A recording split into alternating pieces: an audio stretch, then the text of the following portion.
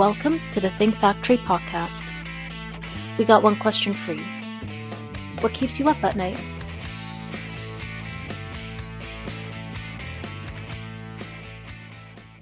Hello and welcome to the Think Factory. I'm your host, Susan Kleiner. Today we're exploring one of the most important and personal issues facing families, healthcare organizations, and communities: how to care for an aging population and those living with dementia.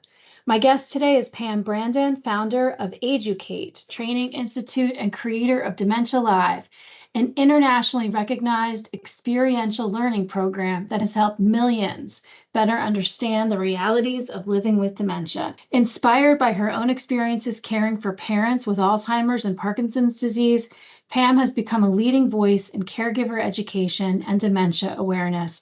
Pam, welcome to the Think Factory. Thanks so much, Susan. It's great to be here. Now, I know that you've talked about this before, but I think it'll be interesting for our listeners. Can you tell us a little bit about what inspired you to create AGE-u-cate? Yeah, it goes back to my personal journey of caring for my own parents. I was one of the many who land in the sandwich generation, had two young children, and noticed changes happening initially with my dad. In what is so often with the journey of dementia is you notice little changes, but the family doesn't really grasp those changes and put it all together. In our case, it was years and years, just slight changes that were happening with him, and until it bubbles up and it becomes a crisis moment. And we had that happen. They were in Chicago, which is my hometown, and I was in Dallas with my family. And so, it quickly put me into the mode of a loving daughter. And I say that because it took me years and years to identify as a caregiver. I was just doing what a loving daughter would do, and that's care for her parents.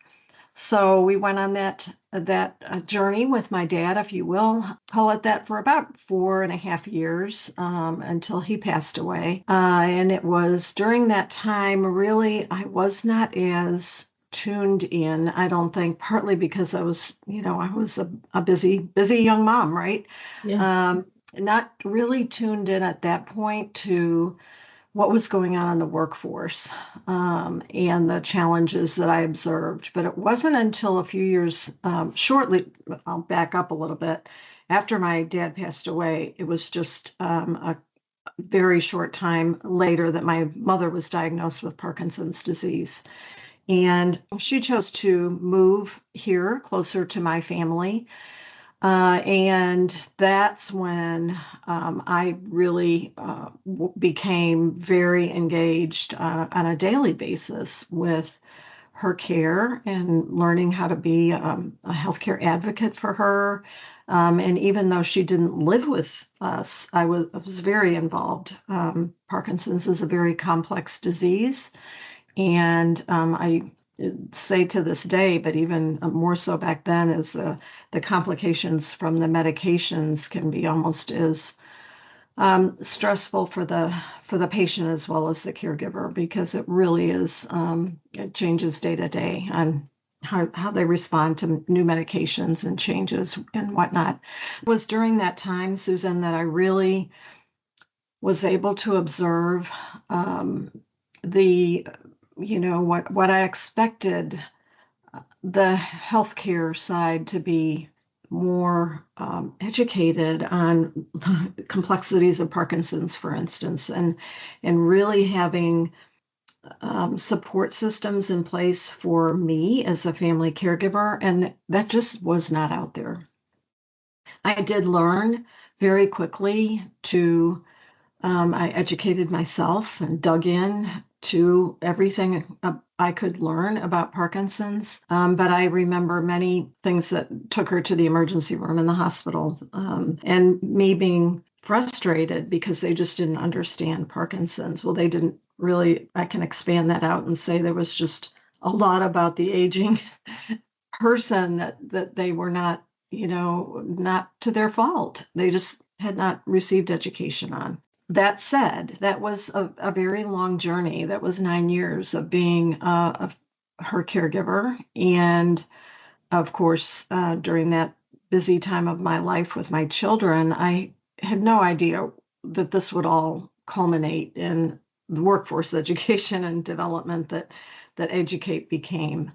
I took that experience at the time with my mother to help other caregivers, just volunteering and leading support groups and doing what I could to really bring people together who were walking my own journey. And it was immensely helpful for me. I'm a huge supporter of support groups.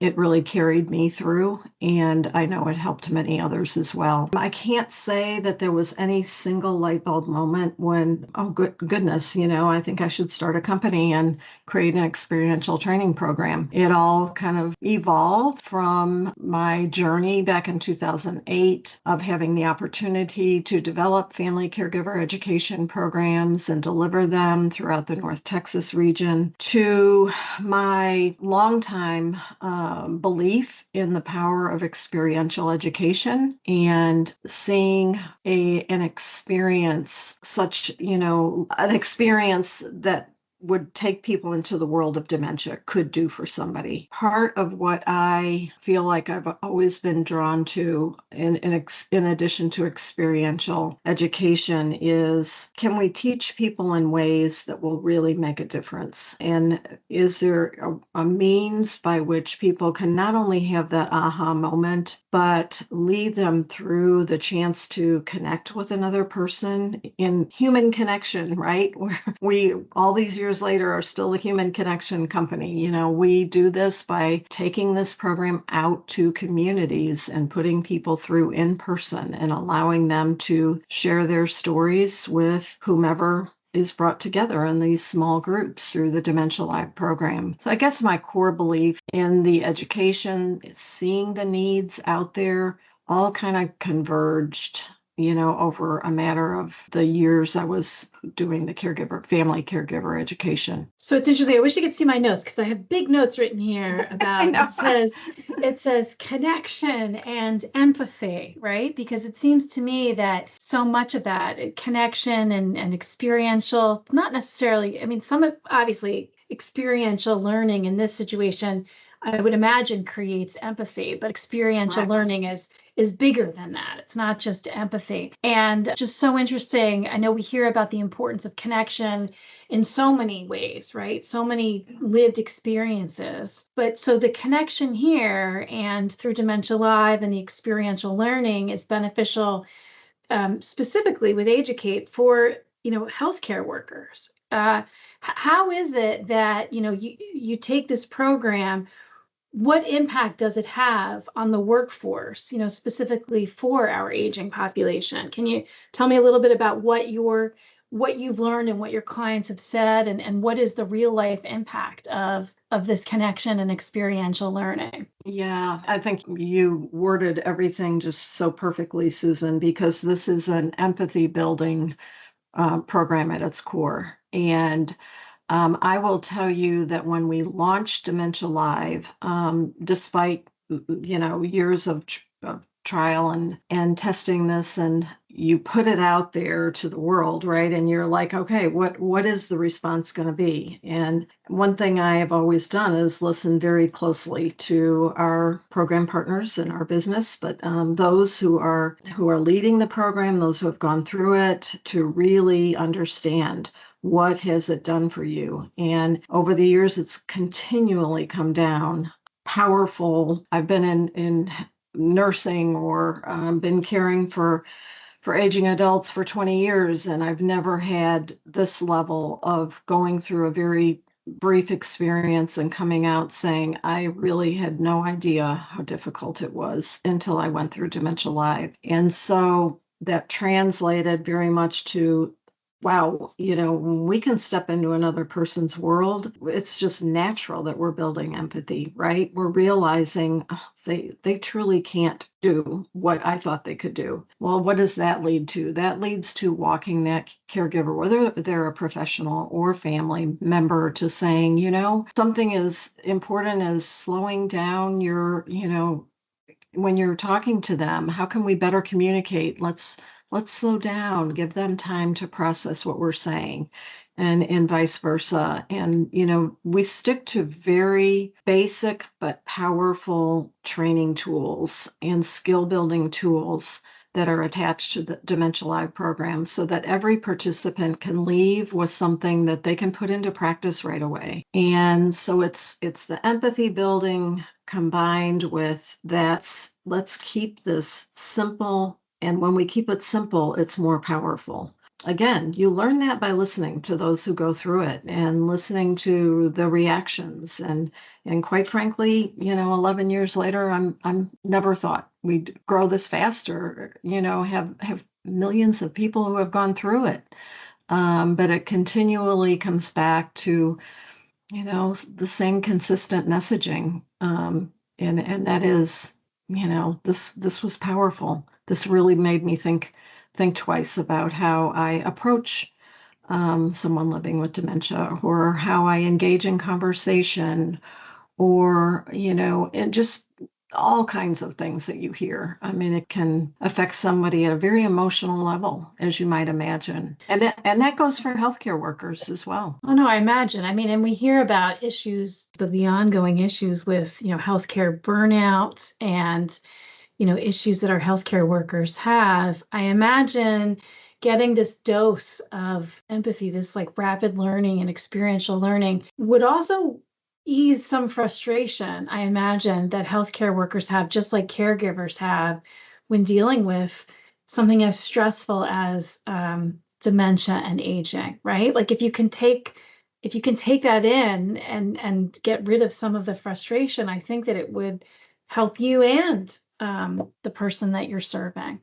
Yeah, ultimately, you're exactly right. Ultimately, we want to see a higher quality of life for that person living with dementia. But I will also add that, we are not preparing, as a general rule, we have been behind on preparing our workforce to care for people with cognitive decline. We have not given them the tools. And it's what is really sad to me is that I think people who choose to go into professions of caring for older adults, especially those with dementia, other chronic illness, complex diseases, you don't choose that field unless you're basically a caring person, right? And so what saddens me is when you hear people go into those fields because they do have a calling for that, but that they are not trained properly and given the tools to do their job, and they leave.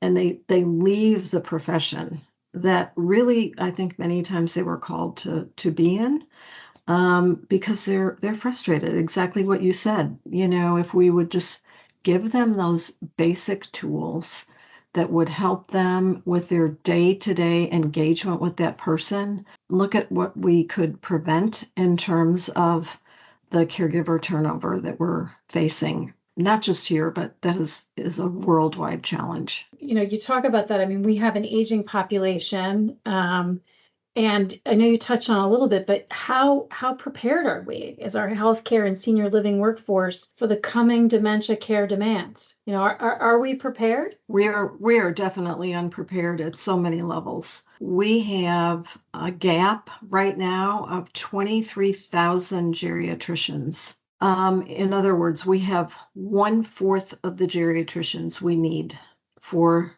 the population of those 65 and older. That's just one statistic. And there's also a higher incidence, right, of Parkinson's, or, our older generation is growing. So we're seeing a higher incidence of dementia and age-related diseases. Yes, because we're getting older. Correct. Yes, as a dementia society. as a society, yes. And the question is often, why is dementia growing so quickly? Why is Parkinson's disease growing so quickly? And the answer really comes down to the fact that we are aging quickly. These are aging diseases, and the fastest growing segment of our population are those 85 and older. Well, every year after 65, our likelihood of having a cognitive or other complex illness come into our lives increases. And so, yes, the reason we didn't see as many cases or, incidences of dementia 30 years ago was we weren't living as long as we are today. So were we, I often wonder, I remember 25 years ago, certainly, us talking about this, but it wasn't, I don't think there was enough action. Well, we know there was not enough action being taken. And then what really brought it to a head was COVID. And that's when, things become very real, very fast. And now, we're at the crisis point of what are we going to do and how are we going to do this fast? And there's cause for hope too. I mean, like we're in a tough spot, but it's, there are initiatives, correct? There are initiatives. Yeah. I'm glad you brought that up. I think there are more initiatives now that I've seen in the last particularly 3 or 4 years that are really making headway in this country. There was recent what's called a rural health transformation, very large $500 billion federal grant dispersed among the states to help in rural areas that are vastly underserved by geriatricians, by healthcare staff. Of course, we've read about the hospital closures, et cetera. So this funding will help greatly in rural areas. We're seeing workforce development grants coming out of Washington that are, again, distributed through the states. We have programs for nursing home staff, and then there's movements such as Dementia Friendly America that are helping people within communities develop or create dementia friendly initiatives. And I can say that I've been part of the one here in Fort Worth and have been one of the founding board members and have seen it just flourish and really filling much needed gaps in the community. So yes, I think there is hope, and there's a whole lot of people that have walked this journey that are very passionate about seeing change happen. Well, I'm glad to hear that. What is one misconception about dementia that you'd love every listener to stop believing? That the diagnosis is the end game, and I hate to be so forward with that, but unfortunately we still have people that, have a dementia diagnosis from a neurologist, and it's like, go home and prepare for the worst, when in fact, because we have so much more knowledge of the progression of dementia, so much more knowledge of what we can do to help people living with dementia have a full and an active life. Of course, there's some medications too that are slowing the progression of the disease that can help. So yeah, the narrative is changing that you can live well. It's not go home and make plans. It's not the death sentence, right? That people thought it was. No. There's so much more. We have the memory cafes now, and we have the social support groups for people, even online now. We have so many tools now to engage people living with dementia, to keep them active, to keep their brains active and their bodies active, and to help them with a better diet. And we didn't hear about these things years ago, but they're very much a part of the conversations now, which I think is fantastic. Well, and I'm sure that a dose of experiential living through the kind of programs that your organization has is helpful in and being able to uplift the community and find that joy, right? And a That's our better goal. quality of life. Really, it is about connecting people and getting the conversation going. And I think that is a dose of medicine that you just can't, we just can't replace that human connection. We have that. We all want to be a part of a community. And unfortunately, our phones have become the replacement for that human connection. So Dementia Live brings people together in person, and it's powerful. Sounds it. So we didn't talk a lot about it, but I mean, you are an entrepreneur. Like, AGE-u-cate is part of it. I know that, you had other experience. You were a co-founder, I think, of a children's museum, which was also about experiential learning. And so I really want to hear, what advice would you give to your younger entrepreneurial self? Oh gosh, that is a challenge, because I what would I put in the order of number one?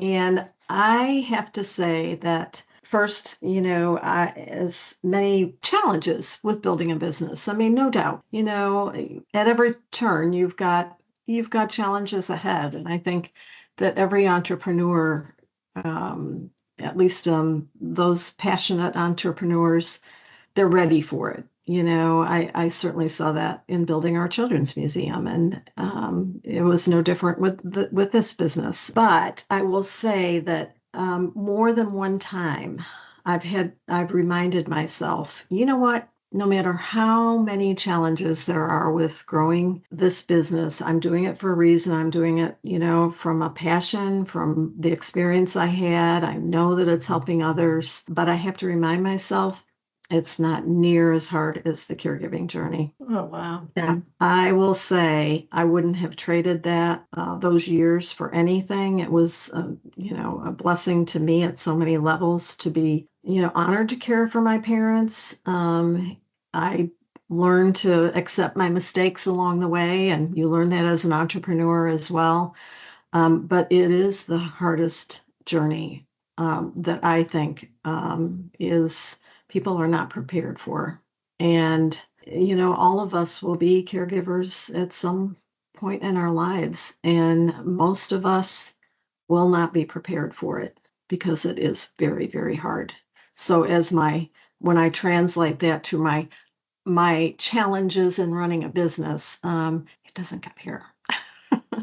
How about that? Once you get through, you can get through anything. I think Yep. living through something like that changes you at a cellular level, right? Oh my gosh, you're so right. Yeah, Thank you for saying that. Yeah, you're right. I think it does. So if people want to get in touch with you and learn more about your company and about experiential learning and Dementia Live, maybe they want to bring it to their workforce or to an organization that they're a part of. What's the best way to get started on that? Yeah, you can look at our website. It's AGE-u-cate.com. Not sure now if I would have a name that was so hard for people to remember, but it's just, instead of educate, it's AGE-u-cate. So you can go to our website. You can reach out to me directly, Pam at AGE-u-cate.com. I'm always happy to talk to people and do so all the time. So yes, absolutely reach out. I'm on LinkedIn as well, and we'd love to talk to you. We have people from many different types of organizations who are using Dementia Live to not just train their staff, but really reach out to their communities and reach out to families and the broader community to reduce stigma and increase awareness. Thank you so much. Well, we ask every guest on the Think Factory this one last question. What keeps you up at night? I think it is those of us who got started in this space. It's important, I think, that we keep going because the needs are so great. And so for me, I think it's those ideas of what we can continue to build.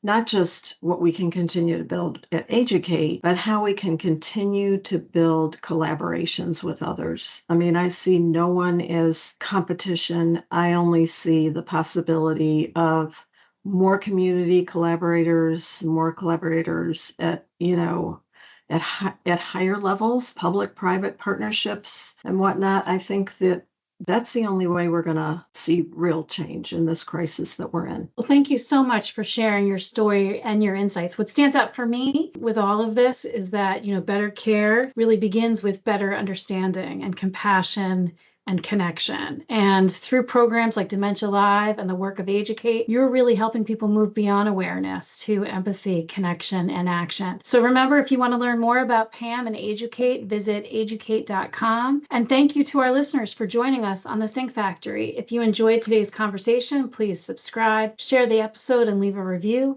Until next time, keep learning, keep questioning, and keep thinking. Thank you, Pam, for being here today. Thanks so much, Susan.